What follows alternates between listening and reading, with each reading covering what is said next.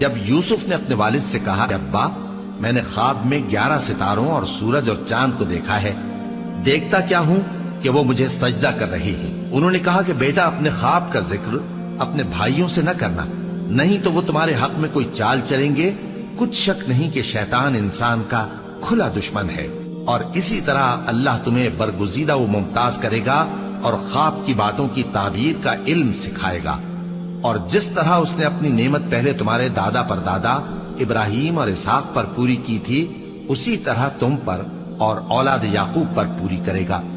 بے شک تمہارا پروردگار سب کچھ جاننے والا ہے، حکمت والا ہے۔ ہاں، یوسف اور ان کے بھائیوں کے قصے میں پوچھنے والوں کے لیے بہت سی نشانیاں ہیں۔ جب انہوں نے آپس میں تذکرہ کیا کہ یوسف اور اس کا بھائی ابا کو ہم سے زیادہ پیارے ہیں، حالانکہ ہم جماعت کی جماعت ہیں، کچھ شک نہیں کہ ابا کھلی غلطی پر ہیں، یوسف کو یا تو جان سے مار ڈالو یا کسی ملک میں پھینک آؤ، پھر ابا کی توجہ صرف تمہاری طرف ہو جائے گی، اور اس کے بعد تم نیک لوگوں میں ہو جاؤ گے۔ ان میں سے ایک کہنے والے نے کہا کہ یوسف کو جان سے نہ مارو، کسی اندھے کنویں میں ڈال دو کہ کوئی راہگیر اسے نکال کر کسی دوسرے ملک میں لے جائے گا۔ اگر تم کو کرنا ہی ہے تو یوں کرو۔ یہ مشورہ کر کے وہ اپنے والد سے کہنے لگے کہ ابا جان، کیا سبب ہے کہ آپ یوسف کے بارے میں ہمارا اعتبار نہیں کرتے،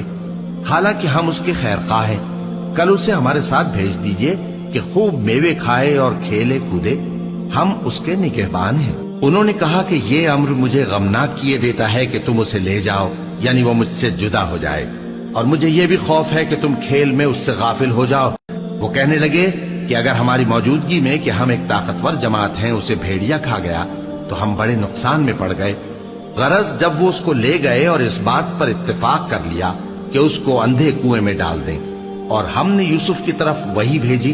کہ ایک وقت ایسا آئے گا کہ تم انہیں ان کے اس سلوک سے آگاہ کرو گے، اور ان کو اس وحی کی کچھ خبر نہ ہوگی۔ اور یہ حرکت کر کے وہ رات کے وقت باپ کے پاس روتے ہوئے آئے، کہنے لگے کہ ابا جان، ہم تو دوڑنے اور ایک دوسرے سے آگے نکلنے میں مصروف ہو گئے اور یوسف کو اپنے اسباب کے پاس چھوڑ گئے تو اسے بھیڑیا کھا گیا،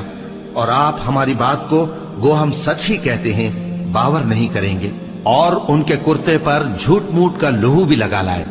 یعقوب نے کہا کہ یوں نہیں ہے، بلکہ تم اپنے دل سے یہ بات بنا لائے ہو۔ اچھا، صبر، کہ وہی خوب ہے، اور جو تم بیان کرتے ہو اس کے بارے میں اللہ ہی سے مدد چاہیے۔